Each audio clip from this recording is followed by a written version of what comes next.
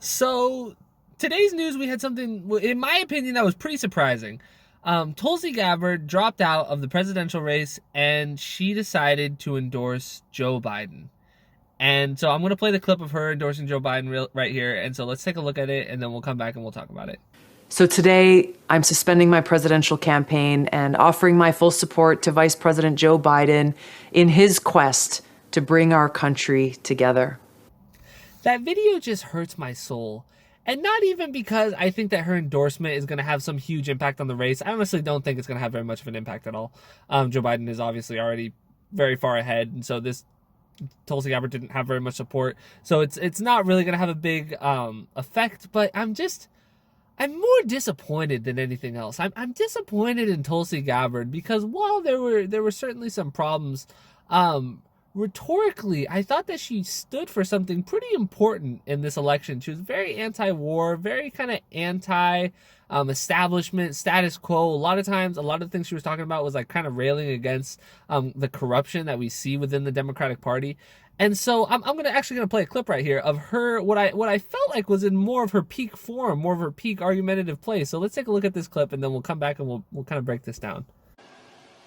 People will get into a lot of conversations about political tactics and how do we win this race and who's going to beat Donald Trump.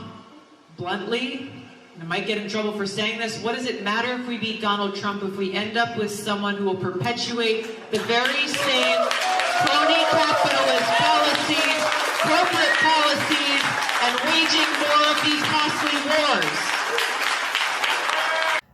I hate to break it to you, Tulsi, but you just endorsed somebody who is going to enforce more of these crony capitalist policies, more of these corporatist policies, and is going to continue these costly wars.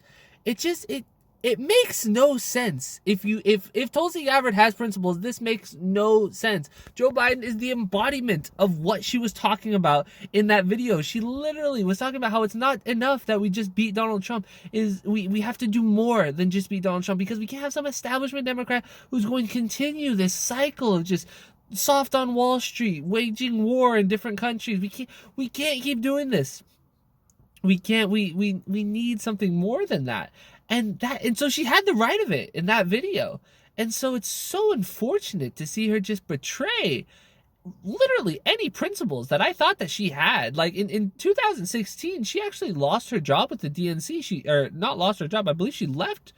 She was working for the DNC and she left because she knew that they were rigging it against Bernie Sanders essentially when the DNC leaks happened. And so that took a lot of principle. That took a lot of courage. I always really respected her for that. And she obviously she's running against Bernie Sanders and that's fine. If you think that you can do better. She really had her focus of her run was anti-war. And while I always thought that Bernie Sanders was a better candidate, Bernie Sanders always had my support. I did think that Tulsi Gabbard's voice was an important one in this race because she was constantly just railing against war and how war is terrible. Which I love. I love the fact that she is doing that, or that she was doing that. But this is such a betrayal of that. It really is. And this is not to say that Tulsi Gabbard, there were many problematic things about Tulsi Gabbard. She had connections to like some Hindu nationalists, like beyond just her relationship with Modi. She had said some pretty problematic things about torture in the past.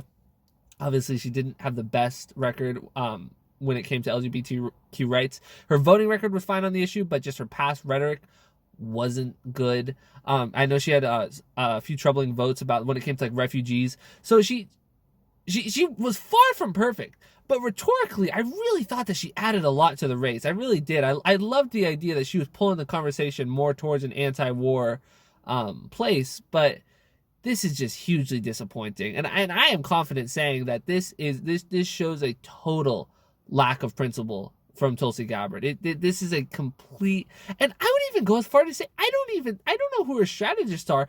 I don't think this is going to help her career because I don't know if she knows this. The establishment hates her.